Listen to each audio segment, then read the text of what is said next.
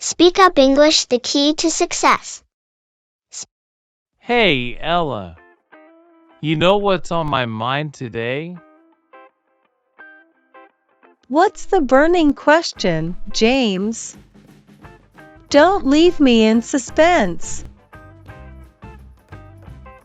Alright, here goes. Why do we park on driveways but drive on parkways? I mean, seriously, who came up with these? Oh, that's a classic one. The English language is full of these quirks.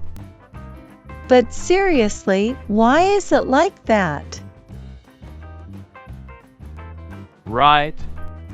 And why do noses run but feet smell? English can be so puzzling. It's like a language designed to keep us on our toes. Have you ever wondered why abbreviated is such a long word? Now you're getting into word acrobatics. And why is it called a building when it's already built? Good one, James. Here's another. Why is there a D in fridge, but not in refrigerator? Mind-blowing. And why do we say something is out of whack? What's a whack anyway?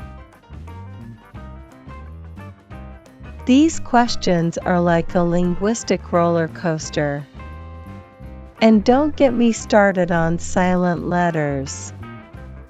Why are they even there? Seriously? Knife, gnome, psychology. Why not spell them like they sound? English likes to keep us guessing. True. It's like the language has a mischievous side, changing the rules just to keep us on our toes. Ever notice how lisp has an S in it? If you lisp, you're probably going to struggle saying lisp. Irony at its finest. And what about Q? That's just Q followed by 4 silent letters having a party. A silent party. They should invite the silent letters from Wednesday. I mean, who needs that D? Right? And why is it that when you transport something by car, it's called shipment, but when it's by ship, it's cargo? Mind-boggling, isn't it? English is like a puzzle we're all trying to solve. And we're just scratching the surface. The linguistic mysteries are endless. True, but that's what makes it fun. Always keeps us thinking. Agreed, James. The English language, where questions lead to more questions. And the adventure of learning never ends. What's your favorite language riddle?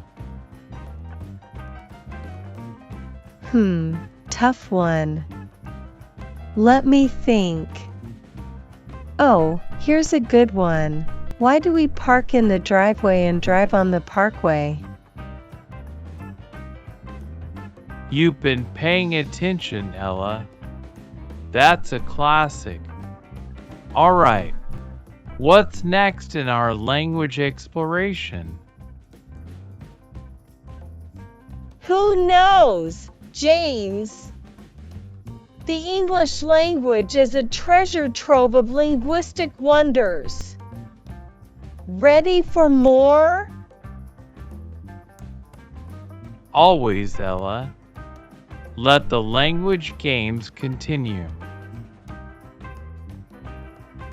So, Ella, here's a thought.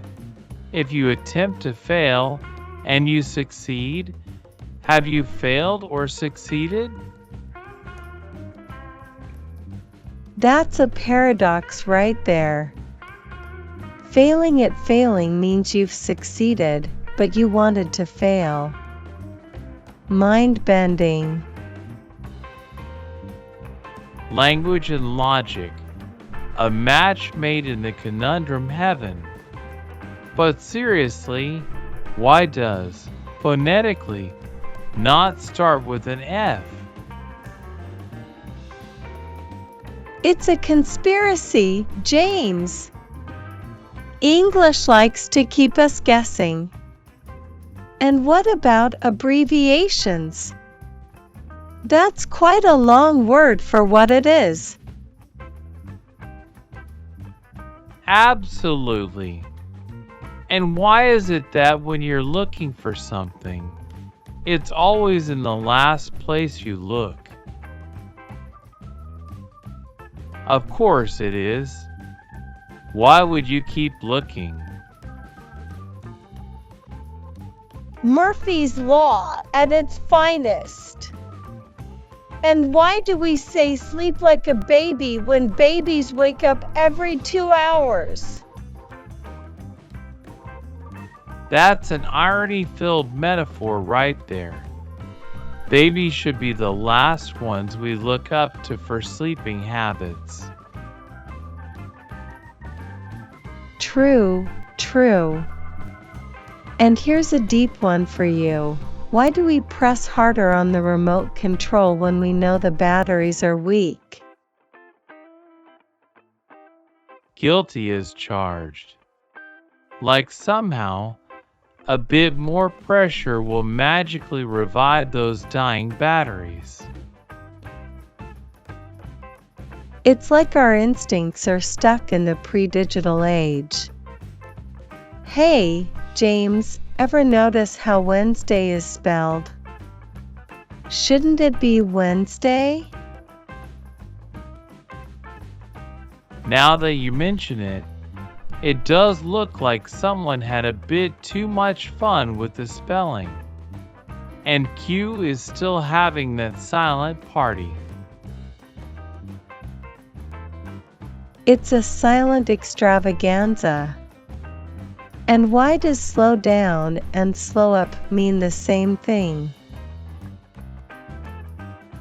English loves to play with opposites. And speaking of opposites, why is it called a building when it's already built? We're back to that one, huh? A linguistic loop-de-loop. Oh, and how about this? If a tree falls in a forest and no one is around to hear it, does it make a sound? Ah, the philosophical twist. And why do we say something is out of whack? What's a whack anyway? We're spiraling into the depths of language here. It's a wacky journey, James. Indeed, Ella. But you know what? Figuring out these linguistic mysteries makes the adventure worthwhile. Absolutely, James. It's like solving a puzzle that constantly evolves. What's the next riddle on our language expedition? Who knows, Ella? The English language is a labyrinth of surprises. Ready to unravel more? Always, James. Let the linguistic escapade continue.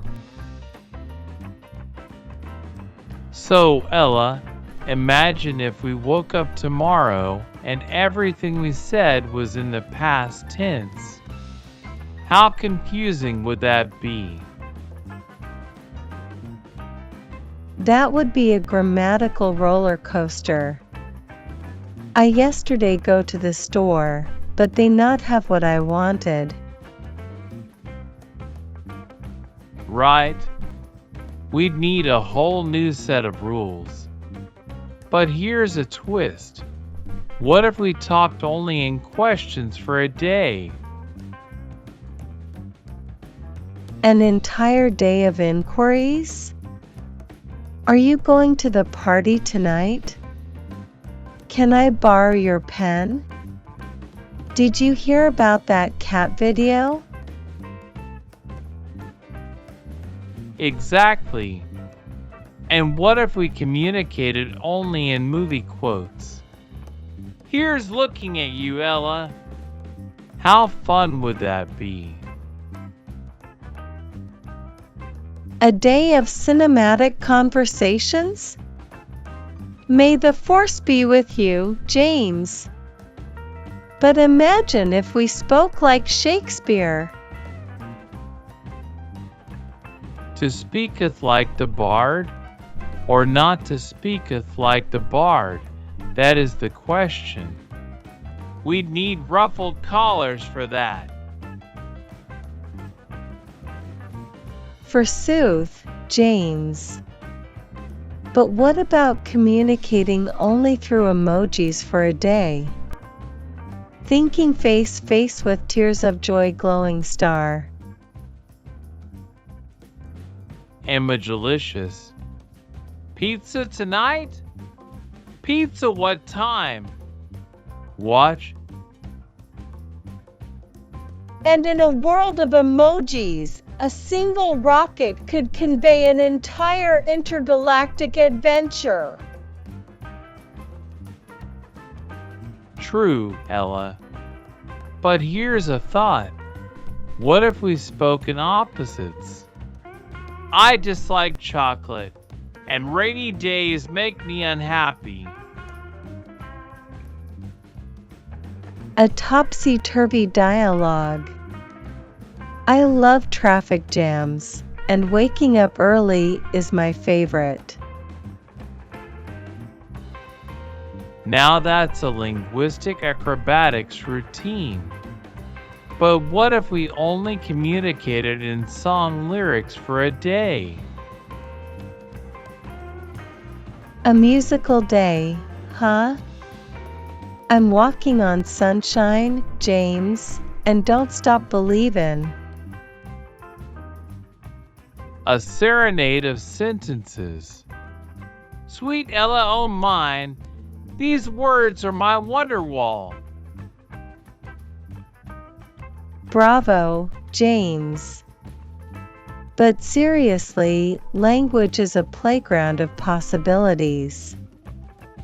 Who knew talking could be this much fun? Tease a linguistic carnival, Ella. The rides never stop, and every sentence is a new adventure. True that, James. Let's keep the language amusement park open and explore more verbal wonders.